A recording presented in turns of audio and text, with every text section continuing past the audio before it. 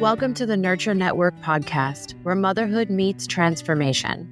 I'm Jess Baldenhofer, certified parent coach, educator, and mom on a mission to help you move beyond overwhelm and create a deeper connection with your kids and yourself. Each episode is packed with real tools, relatable stories, and the support you deserve. Let's dive in and take another step toward the peaceful, fulfilling parenting journey you've been searching for.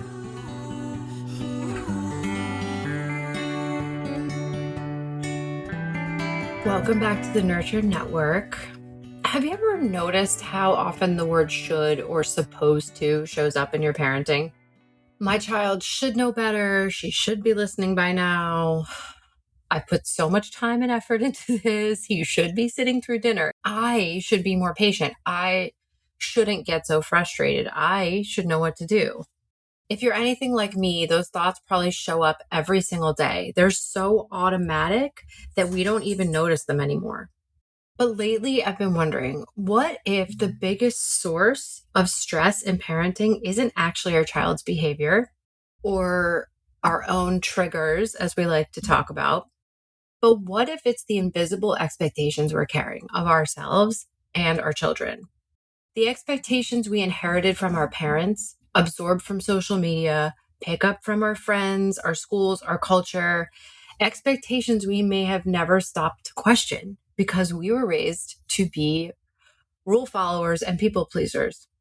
Here's what I've noticed. The moments that feel hardest as a parent aren't usually about what's happening in the moment. They're what we're bringing to what's happening. So they're about this gap between what you expect to happen and what's actually happening.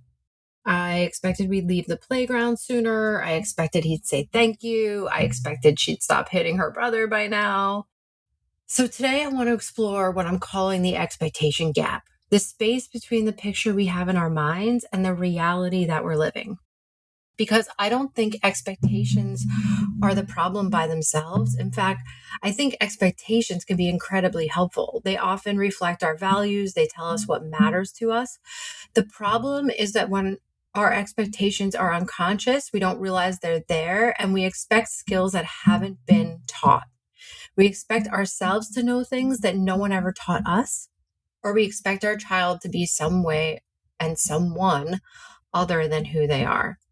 And I think that when we begin to notice these expectations, not judge them, just notice them, we really start parenting differently. Not because our children suddenly change, but because we do.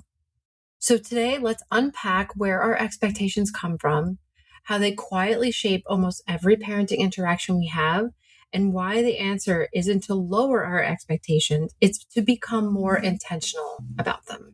So I think it's important to start with expectations we may be carrying without realizing it, but we really need to understand where they come from. So in our own childhoods, for many of us, how good kids behave was an expectation of our childhood. And the way we were taught how we were supposed to be behaving was through usually fear of punishment, fear of upsetting our parents. And it was all about manners, obedience. And that's what equaled success. That's what equaled a good kid. So something to ask yourself, was this you? Were you one of these kids who learned not from skill building, not based on what was intrinsically interesting to you or meaningful to you, but you were just kind of told this is how you do it and you don't question it? And something to ask yourself now is, what did your family value back then? What made a child quote unquote good? What behaviors got good attention and what behaviors got punished? So that's something to really start unpacking, is understanding how you learned things, how expectations were carried out in your home. So a lot of times expectations that we walk through the world carrying as parents without even thinking about it come from a million different places. They come from family to start, right? You may have grandparents around, you may have in-laws around, you may have friends looking at you and judging situations where you think they are, comments made by random people. I had a client who was a classroom teacher, and a lot of her expectations were coming from this version of herself that was a teacher, as opposed to the version of herself that was a mom. So you might hear things from your family say, like, you never acted like that, or you should be more disciplined with your kids, or they might say something like, your child is manipulating you. And grandparents have a tendency to use these kinds of languages because they don't understand what's going on with your child's behavior and what's going on underneath the surface. Also, our culture and society puts a lot of expectations on us. Social media, parenting books, teachers, school, other parents in school, parenting influencers, and those kinds of expectations can translate into, I should always be calm. What's wrong with me that I'm not always calm? Or if I'm being a peaceful, respectful parent, if I'm doing and saying everything I'm supposed to say, then my child should respond in kind. My child should always use their words. My child should be always respectful if I'm being respectful. So there's all of these expectations that we sort of carry around. And one of them, I think, from culture is just also that if you are working hard and giving everything to your children, that you will get what you want in return from them. And that can be a cultural expectation that really harms mothers and children.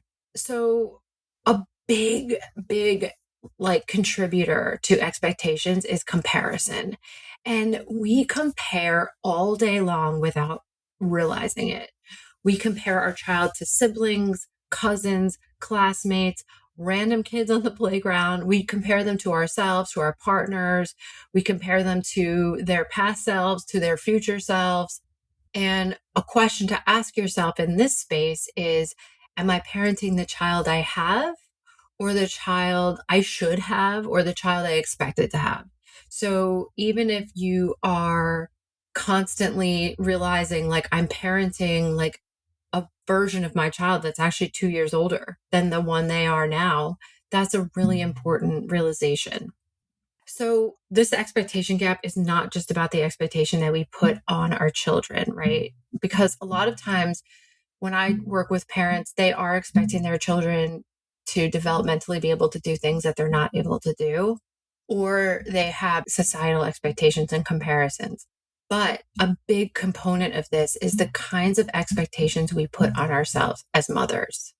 So a huge one, which is why most of my clients find me, is that it is in our brains, in our systems, in our society, that women should just know what to do as parents all the time. We should always know what to do as mothers. We should be more patient. We should never yell. We should always enjoy parenthood. We should never get triggered.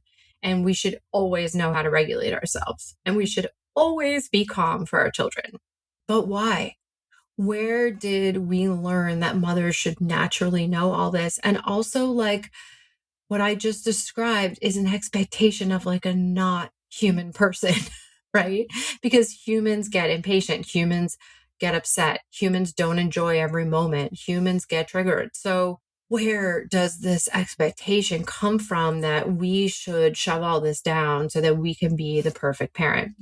There are many places where these kinds of expectations come from, and a lot of it is in your own childhood, but also modern motherhood in the way that it's kind of packaged right now is asking a lot of us, right? It's asking mothers to break cycles, heal childhood wounds, understand child development, understand your neuroscience, regulate ourselves, maintain relationships, work, manage a household, and also like be really good at taking care of ourselves.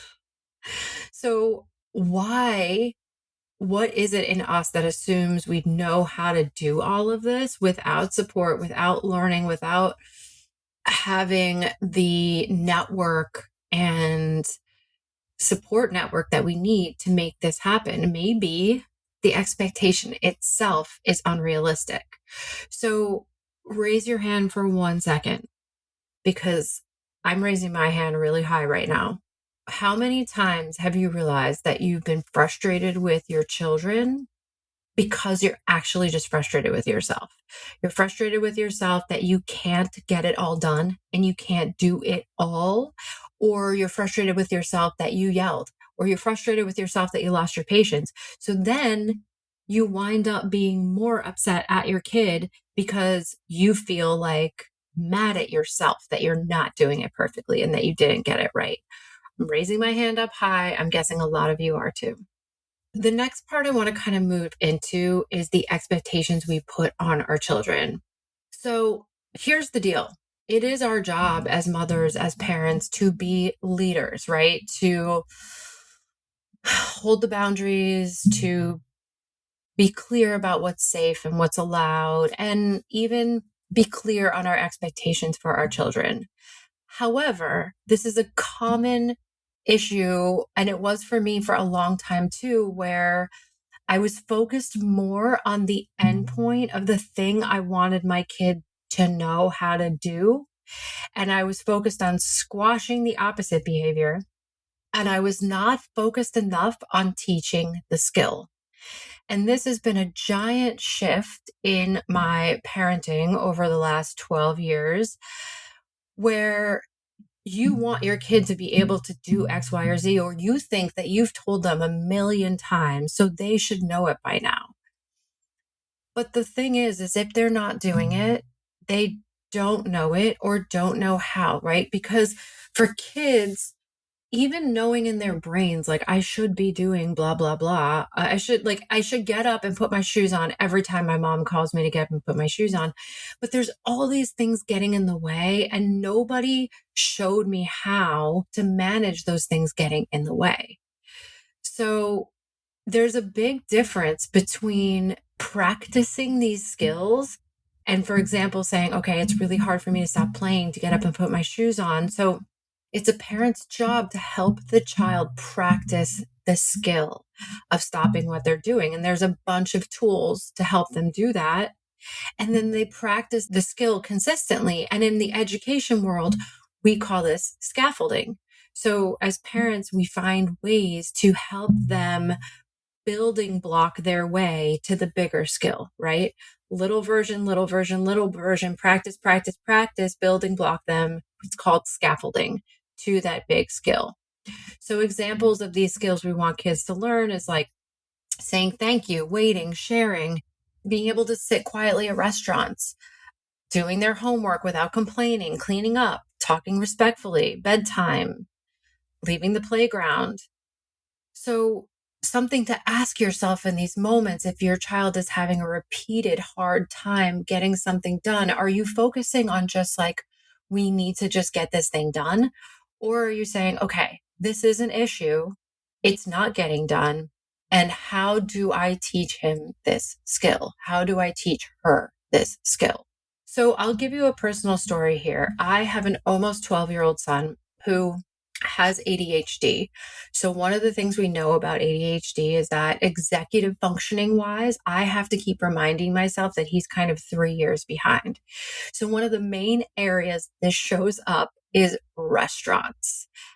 We live in New York City. We go to restaurants a lot, and he cannot deal at restaurants.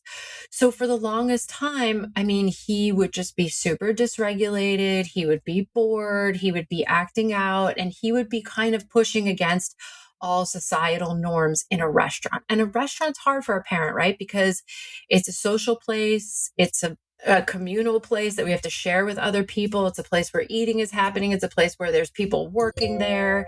And this is something that's really tricky. And I think for the longest time, I would spend the restaurant experience squashing his behavior, right? So every time he did something inappropriate, tried to sit in the chair weird or was like making a weird sound, I just kept squashing that behavior. And listen, my expectation actually wasn't wrong, right? My expectation is like, listen, this kid needs to learn how to behave properly in a restaurant. I agree. My partner agrees. Everyone agrees that that is what he needs to learn. But is he going to learn by me just squashing the negative behavior over and over and over again? Because what then happened is that my son started really hating to go to restaurants because I was so negative. It was a miserable experience for everybody at the restaurant. So In my mind, I'm seeing other 12-year-old kids sitting at the table with their parents, just sitting nicely and talking. I'm expecting him to not do all the bad things that he's doing, and I'm expecting him to figure it out, basically. But once I stop and look at, okay, he's dysregulated. Restaurants are loud. They're crowded. It's his nervous system dysregulated. It's also his strong will. Like he feels the need to behave in a like sort of prim and proper way in a restaurant, and he's pushing against it. And then also we're often at restaurants with adults and he's legitimately bored. He'd rather be with kids and in a playing environment. So do I say, okay, well, my child is almost 12 and he's never going to go to a restaurant? No. I say, okay, my expectation is that he learn how to sit nicely in a restaurant and have dinner with people and, chat or read a book and keep himself together in this environment. So then the question becomes, how do I get him there? How do I scaffold it? The expectation isn't wrong, but trying to get him every time we go to the restaurant to go from 0 to 100 is the problem. So instead, I scaffold the learning. I tell him once a week, we're going to go out to a restaurant, just you and I, and it'll be a restaurant that you like. And you and I are going to sit there and we're going to have 15 minutes of book time where you can just read your book. And then we're going to have another 10 minutes of when the food comes, chatting and eating together. And then after that, there's going to be a drawing time and you're going to draw. So I'm really like creating a way for him to do this thing and practice this thing and practice these skills in a way that works for him. But then it's also a way that I can build on, right? So then 6 months later, we go out 2 times a week. And one of those times we're with a couple people and we just keep working on it and keep scaffolding it and keep growing towards that expectation, because the frustration is in trying to get him to just figure it out basically by himself so that I can feel comfortable. All this to say that expectations need to match the child, right? So like, my expectation of my child has to be aligned with not only who he is, his age, and also his executive functioning age, which is really closer to 9 than it is to 12.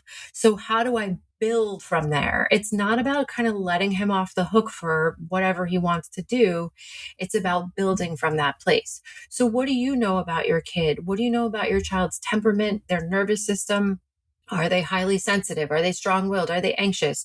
Are they on the spectrum? Are they ADHD? Are they shy and slow to warm? Are they persistent? Are they a very sensory focused child? These are important pieces of information to help you build this learning of these skills.